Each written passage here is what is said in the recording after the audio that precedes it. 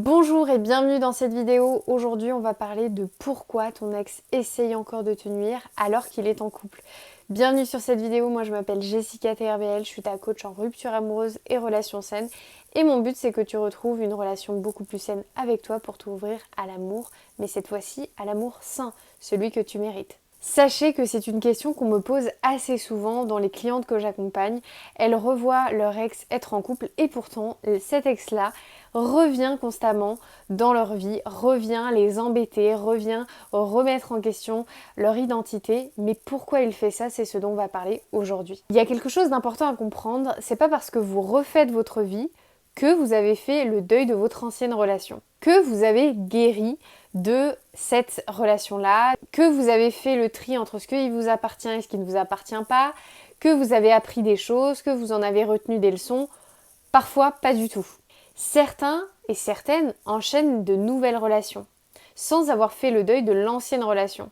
Donc ça veut dire que la rancune, elle est toujours là, le sentiment d'échec, il est encore là, et quand il te voit toi avancer, te reconstruire, rayonner sans lui, être heureuse, ça le rend fou. Pourquoi? Parce qu'il t'en veut d'aller mieux sans lui. Ce n'est pas de la logique, c'est juste humain. L'autre raison, elle est aussi très intéressante, c'est qu'il n'a plus le contrôle sur toi. Certains hommes, ils vivent la rupture comme une perte de pouvoir. Et la seule façon qu'il a trouvé pour reprendre ce pouvoir, c'est de te critiquer, de te dénigrer, d'essayer de t'atteindre d'une autre façon, quitte à te blesser, quitte à te faire mal.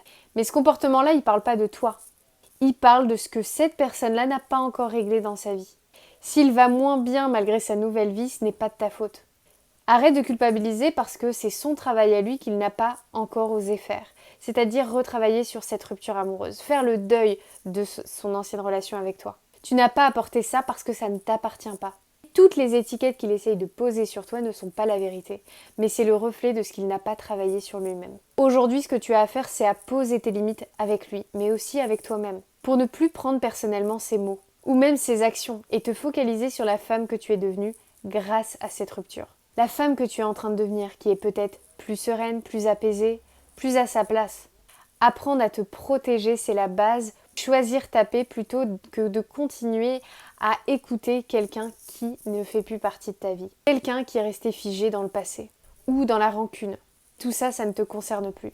Si aujourd'hui tu as du mal à retrouver quelqu'un, tu as du mal à te reconstruire après ta rupture amoureuse ou si tu doutes de ta relation actuelle, j'ai mon accompagnement Femme Sereine qui est un accompagnement de 3 mois qui a pour but que justement tu retrouves ta joie de vivre, tu fasses le deuil de ton ancienne relation et que tu te retrouves toi enfin. Que tu arrêtes de t'oublier, que tu prennes enfin ta place, que tu arrêtes de jouer un rôle pour être choisi, pour être aimé, mais que tu oses enfin te découvrir et t'aimer et t'ouvrir à nouveau à l'amour, mais cette fois-ci l'amour sain, celui que tu mérites.